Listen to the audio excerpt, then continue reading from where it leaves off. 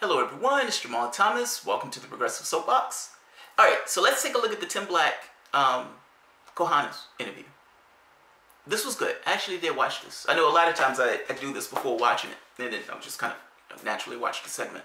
I've formed no conclusions on it, or I haven't did any prep for it, if that's any consolation, but the interview was damn good.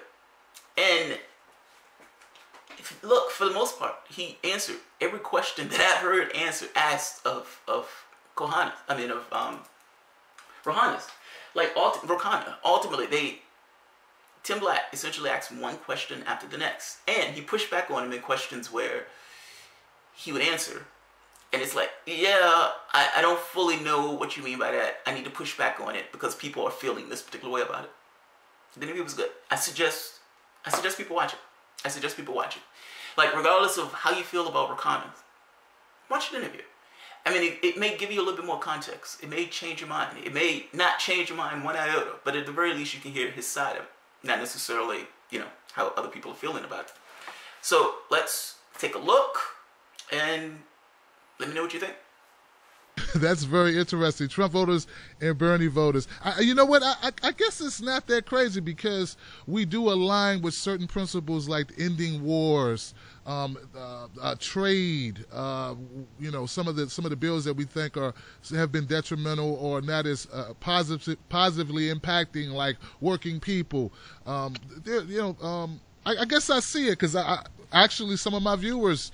You know, people come on the show, they're like, wow, Tim, you got a lot of Trump fans. Well, you know, some of the issues kind of cross over. I think I read something about you looking towards bipartisanship and, you know, reaching across the aisle and working with, regardless to what label people wear. Well, you know, obviously I disagree very strongly with Donald Trump on almost everything he's done since being in the White House, and we can discuss more of that. But I agreed with him when it came to opposing TPP.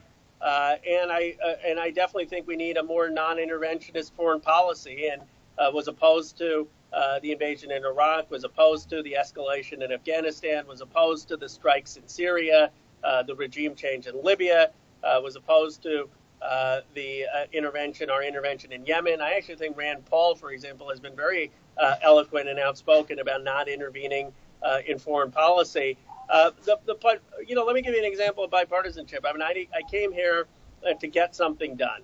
And there was a Republican, Kevin McCarthy, who I disagree vehemently with on health care. But he had this bill where he said, look, if you're a veteran, you should be able to use some of your money to take tech classes.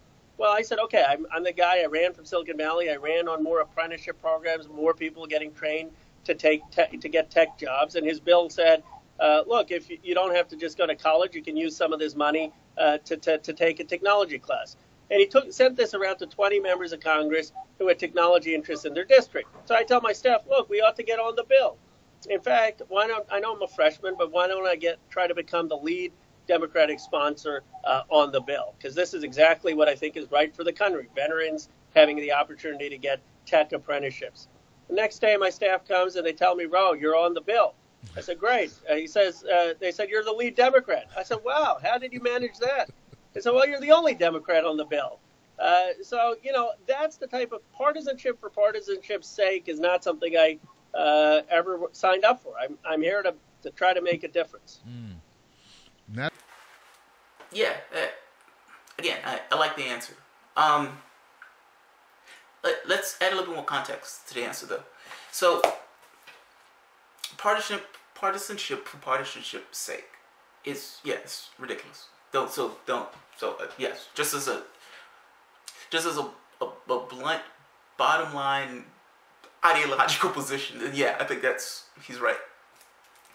Now, what I've found, at least in the last election, Trump and Bernie, and not just in the United States, abroad, everywhere, Le Pen in France, oh God, I can't think of the name of the people in Spain. It'll come to me at some point.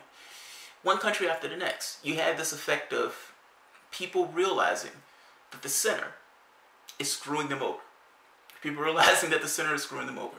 Now, that expresses itself in different ways. Meaning, you have a left-wing answer and you have a right-wing answer. The right-wing answer, again, the right-wing philosophy is it's somebody else. It's always the other. Not necessarily want to look internally to figure out what's the actual problem. The left-wing answer turned out to be Sanders, who is going to have this populist, the billionaire elites are on your back and all this other stuff. So those were the two responses to that particular situation.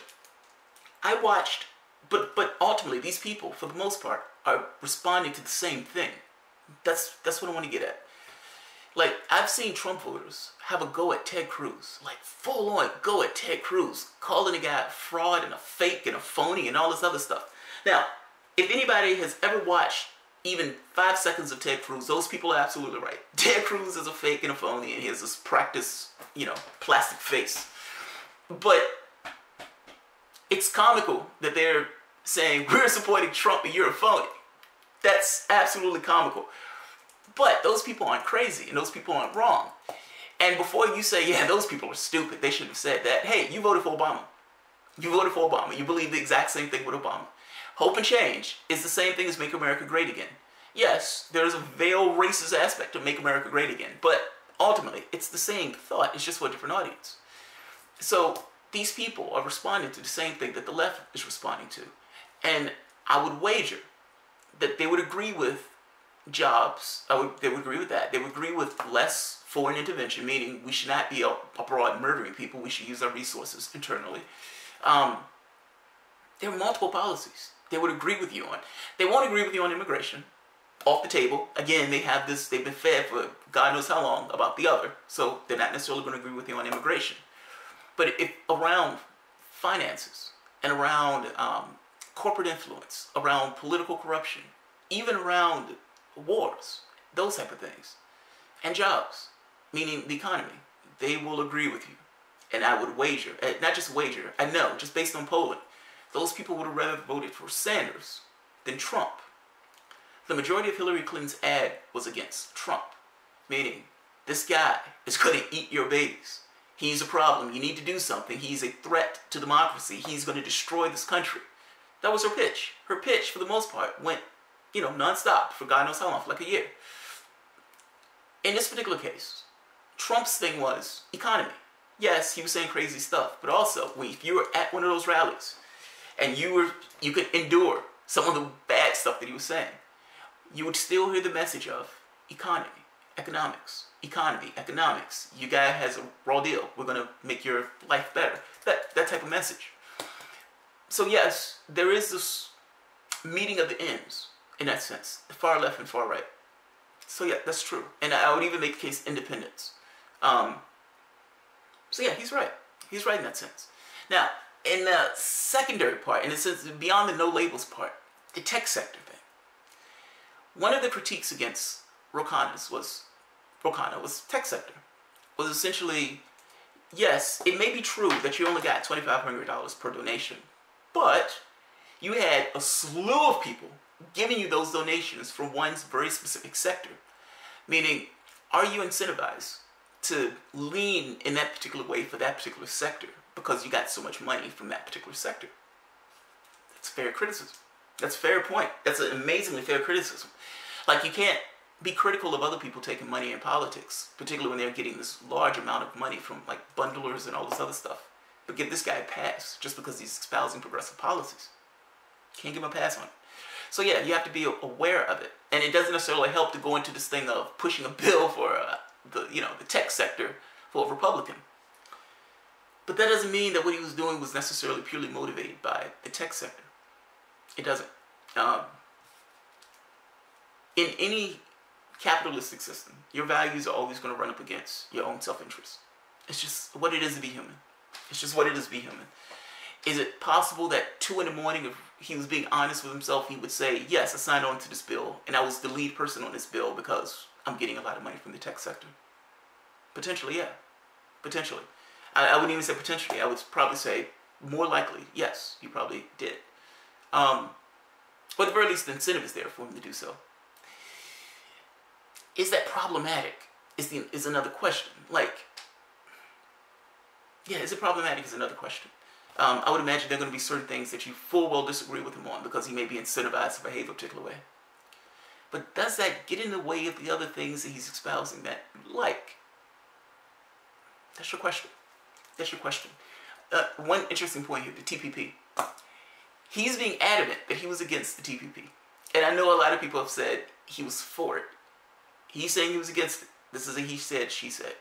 I'm going to look up the paper that he was talking about. He mentions later on in his interview that there was a paper that was critical of him because he was against the TPP. And in addition to people in the tech sector who was critical of him because he was against the TPP. Well, I want to see it. So I am going to look that up for myself. But let's keep going.